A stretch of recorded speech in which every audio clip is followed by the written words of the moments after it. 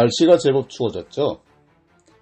어김없이 겨울은 오고 또 한 해가 우리 인생에서 떠나가려고 하고 있어요. 여러분은 올 한 해 어땠습니까? 경제가 겨울 추위보다 더 춥고 정치는 엉망진창이에요. 내가 뽑은 대통령은 주술정치 영부인 섭정하에 내 세금 분탕칠하고 해외 순방 국제 망신 국민인계 창피해서 헛웃음만 나와요. 웃을 일이 없는 요즘 여러분은 어떻습니까? 올 한 해 살만하셨습니까?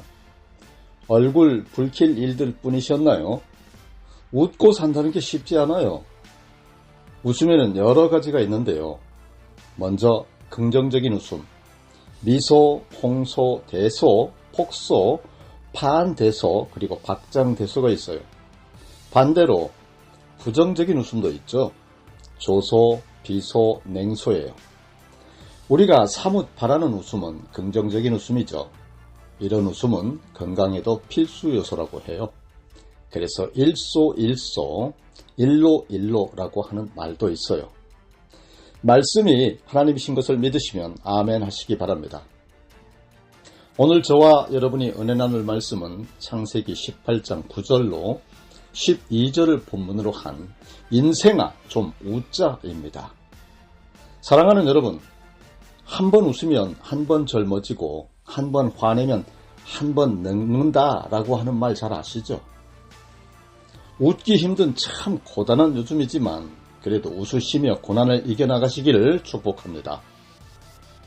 성경의 지혜서인 잠언에서도 마음의 즐거움은 얼굴을 빛나게 하여도 마음의 근심은 심령을 상하게 하느니라고 잠언서 15장 13절에 기록하고 있죠. 마음의 즐거움은 양약이라도 심령의 근심은 뼈를 마르게 하느니라는 잠언 17장 22절의 말씀도 있고요.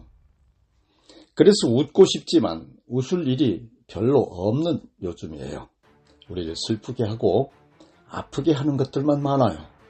우리를 실망시키고 화나게 하는 일들만 많아요. 경제적으로도 어렵고 민주주의는 후퇴하는 것 같고 남북 간에는 서로 으르렁대고 있어요. 국제정세도 혼란스럽고 전쟁도 끊이지 않고 자연재해, 재앙도 극심해지고 있고 잘못 뽑은 대통령과 영부인 때문에 온 국민 화병에 걸려서 우라통이 터질 지경이고 개인적인 일들도 자꾸만 삶이 꼬이고 피폐해져서 삶의 웃음기를 잃어버린 사람들이 천지예요. 오늘 본문에 나오는 아브라함과 사라 부부도 그랬어요. 아브라함이 99세, 사라가 89세인데 자녀가 없는 거예요. 사라가 12절에서 내게 무슨 즐거움이 있으리요라고 푸념하는 게 나오죠. 여러분은 어떠세요? 무슨 웃을 일이 있으세요? 낙이 있으세요? 이렇게 웃음 없이 살아가던 아브라함이 어느 뜨거운 날 장막문에 지친 모습, 표정 없는 체념의 모습으로 앉아 있었는데요. 하나님이 그를 찾아오셨어요. 영광스럽고 신비로운 하나님의 모습이 아닌 2절에 기록된 바 나그네 셋의 모습이었어요. 과거 교부들은 이 나그네 셋을 삼위일체 하나님으로 해석을 하기도 했고요. 한 사람은 하나님, 두 사람은 천사의 모습으로 해석하기도 했어요.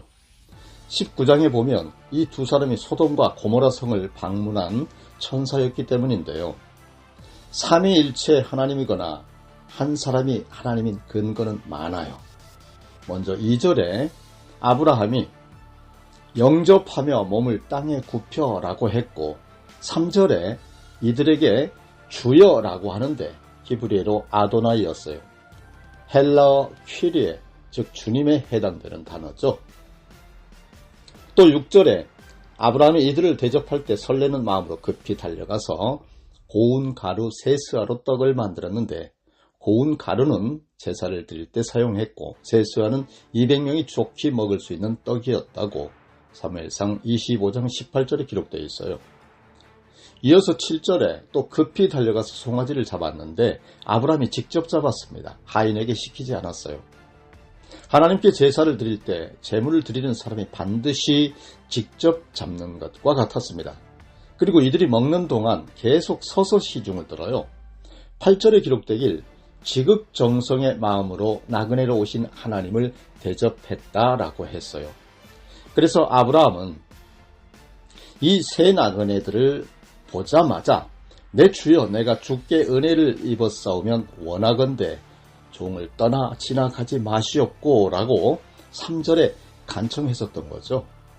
제게 은혜를 베푸시옵소서. 종을 떠나 지나가지 마세요. 저를 그냥 지나치지 마세요. 저는 여러분 특별히 이 간청이 마음을 울려요. 간절한 마음이었고 지극정성이 있었으니까요. 실로 웃을 일이 전혀 없는 삶을 살면서도 하나님께는 이렇게 진실로 마음을 다했으니까요. 그러자 여러분 10절에 갑자기 하나님이 내 아내 사라에게 아들이 있으리라 라고 말씀하십니다. 그들에게 웃을 일을 주시려고 하시는 거예요. 아브라함과 사라의 지극정성에 감동하셨던 거예요. 하나님이 아브라함에게 말씀하실 때 내 아내 사라라고 하세요. 사라의 이름을 알고 계세요. 누군지 이미 알고 계세요. 그리고 아들이 있으리라 하세요. 그들이 아직 아들이 없는 형편과 사정까지도 아세요. 물어서 아시는 것이 아니라 미리 아세요. 내 깊은 속의 갈망을 다 아시고 계시는 거예요. 여러분 우리가 예배를 드릴 때 주님 저를 그냥 지나치지 말아주세요 라는 이 마음이었으면 좋겠어요.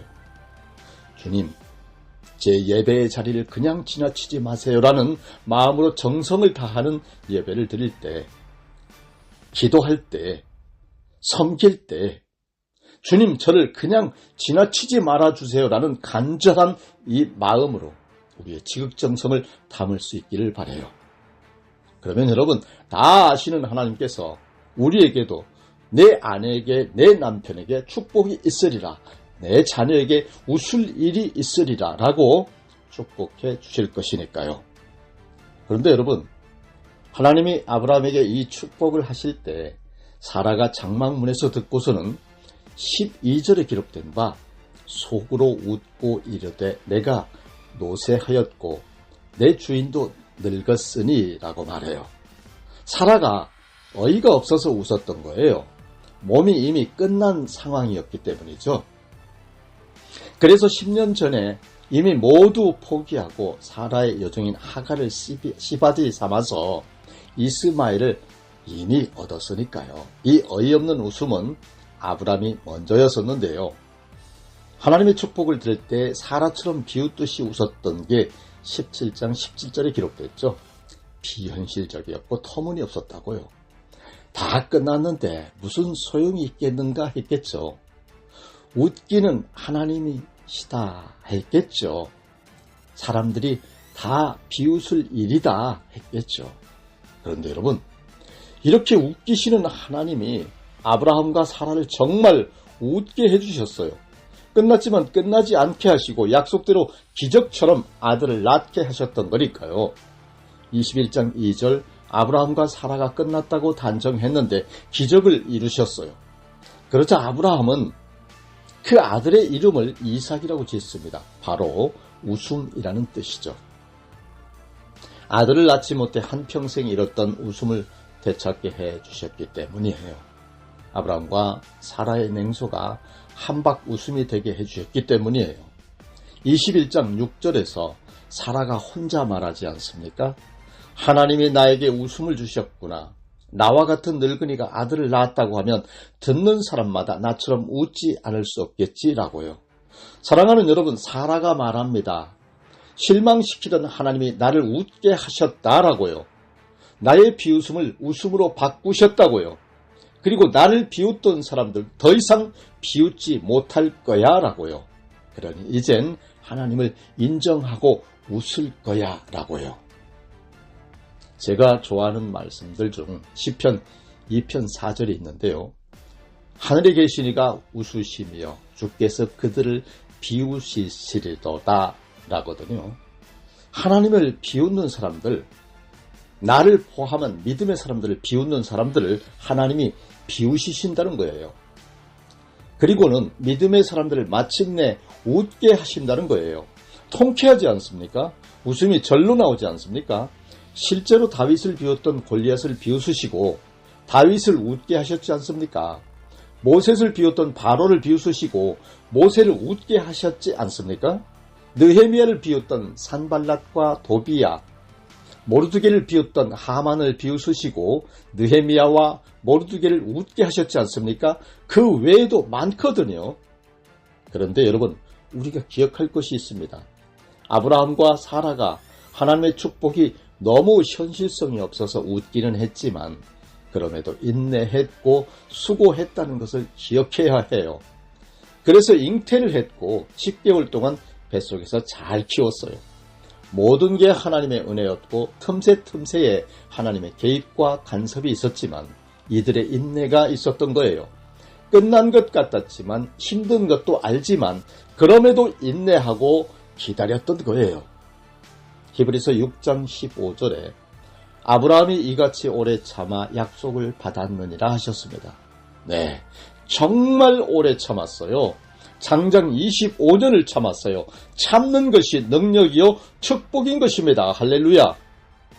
하나님이 아브라함에게 아들을 주신다는 약속을 하신 것은 75세였어요. 그래서 그 말씀 아들을 주시고 민족을 이루게 하신다는 그 약속의 말씀을 믿고 고향 땅 갈대아 우르를 떠났어요. 하나님만 믿고 떠나갔어요. 만류하는 친척들에게 하나님이 나로 큰 민족을 이루게 하신다고 하며 뿌리치고 떠나갔어요. 사람들에게도 그렇게 호기 있게 말했어요. 하지만 24년째가 되어도 약속하신 그 하나님의 축복은 없었습니다. 그때 도무지 이해되지 않는 일이 있었는데 그의 조카 롯은 믿음으로 살지 않았는데도 아주 잘 먹고 잘 살았다고 하는 거예요. 자식도 있었고 사위들도 있었어요. 아브라함이 먼저 결혼했는데 재물도 있었는데 사람들이 선호하는 좋은 땅 소돔 성읍에서 살았는데 삼촌으로서 자존심이 상했어요. 조카 롯은 은혜도 모르고 예의도 모르고 세상만을 쫓아 사는데도 누릴 것을 다 누리고 살았으니까요. 그래서 아브라함은 너무 억울했고 믿음으로 산다는 것이 아무런 의미가 없다는 생각이 들었어요.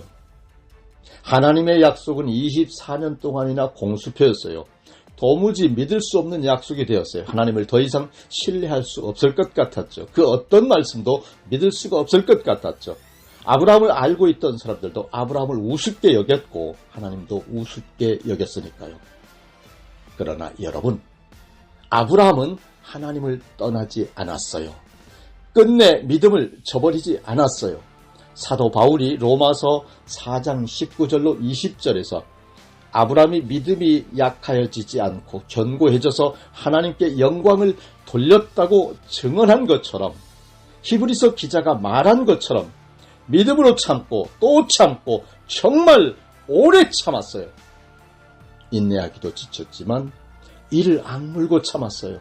정말 괴롭고 고통스럽지만 눈 질끈 감고 참았어요.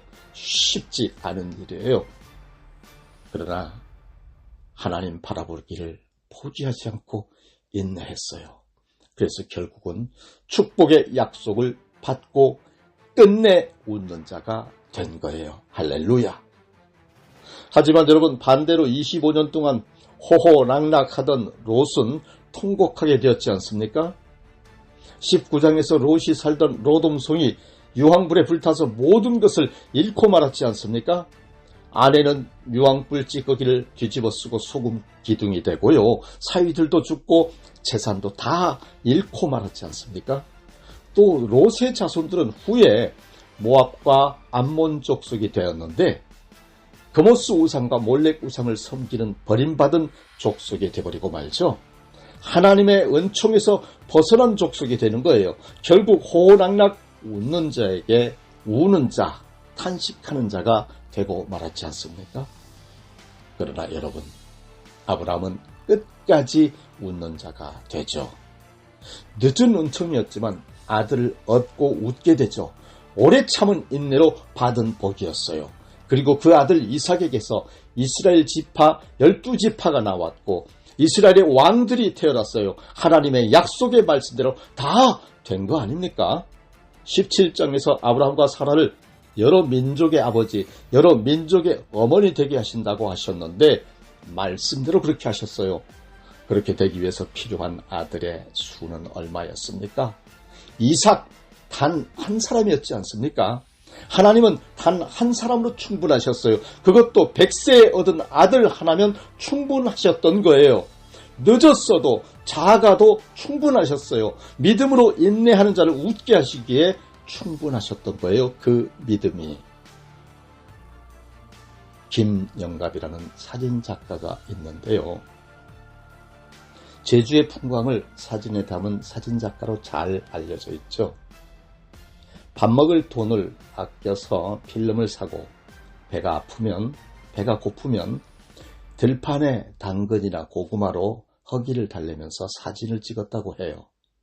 그가 숲속의 사랑이라는 책에서 이런 시를 실었어요. 거센 바람이 시기를 한다. 사랑은 언제나 약한 풀꽃.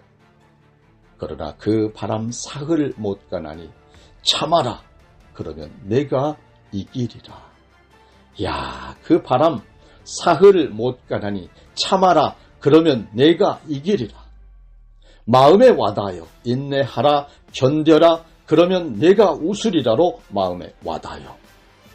예수님의 동생 야고보 사도도 말씀하시죠. 야고보서 1장 4절에 인내를 온전히 이루라. 이는 너희로 온전하고 구비하여 조금도 부족함이 없게 하려 함이라 라고요. 에레미야 선지자도 울면서 에가서에서 이렇게 고백합니다. 주님께서는 주님을 기다리는 사람이나 주님을 찾는 사람에게 복을 주신다. 주님께서 구원하여 주시기를 참고 기다리는 것이 좋다라고요. 오늘 말씀을 정리하겠습니다. 덥고 짜증나는 여름이 길다 했는데 어느 날 선선한 가을이 되고 단풍이 예쁘다, 날씨가 쾌적하다 했더니 벌써 춥다 추워 두꺼운 옷을 껴입는 겨울이 됐어요.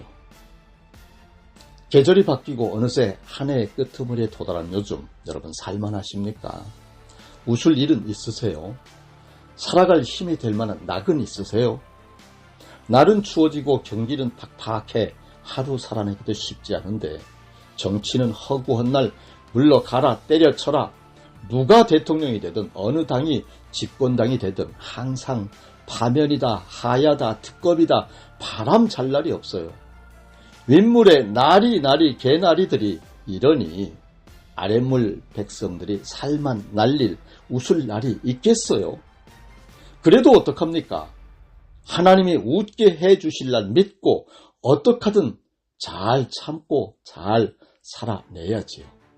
참고 살다 보면 아브라함이 그랬듯이 사라가 그랬듯이 반달 눈에 무지개 주름 긋고 하얀 니 드러내고 목젖이 보이도록 진짜 속이 빵 터지도록 한번 웃을 날이 오지 않겠습니까? 인생을 산다는 건 어차피 고난의 연속이니까 날 때부터 엄마로 연결된 탯줄을 끊는 고통부터 맨 먼저 맛보야 하는 게 인생이니까 세상에 나와서 맨 먼저 해야 하는 게 목청껏 울어야 하는 게 인생이니까 그러니 웃을 날 보고 살으려면 맞닥뜨린 운명을 향하여 운명아 좀 웃자 하고 대차게 선전포고하고 살아가야 하지 않겠습니까? 사랑하는 여러분, 우리 함께 사람으로는 할 수 없으되 하나님으로는 그렇지 아니하니 하나님으로서는 다 하실 수 있느니라 하신 마가복음 10장 27절에 하나님의 말씀을 신뢰하고 인내를 이루고 끝내 함께 승리합시다. 다 같이 척박한 운명의 벽 앞에 이렇게 함께 외칩시다. 운명아 좀 웃자. 다 같이 기도하시겠습니다. 우주 천지 만물 지으시고 복 주시고 생명 주시며 생육하고 번성하고 누리라 하신 만군의 여호와 하나님 아버지, 오늘 거룩하시고 복된 생명의 말씀 인생아 좀 웃자고 강력하게 우리 인생에 선포해 주신 은혜와 사랑에 감사드립니다.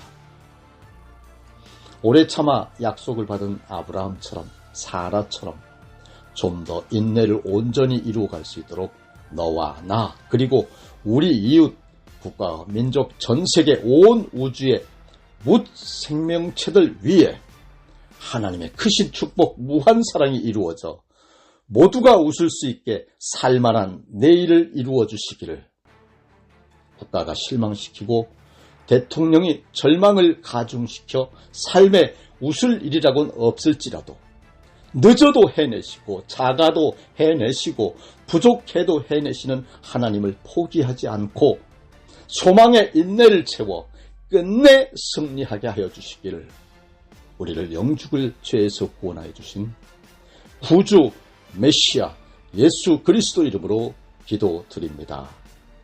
아멘.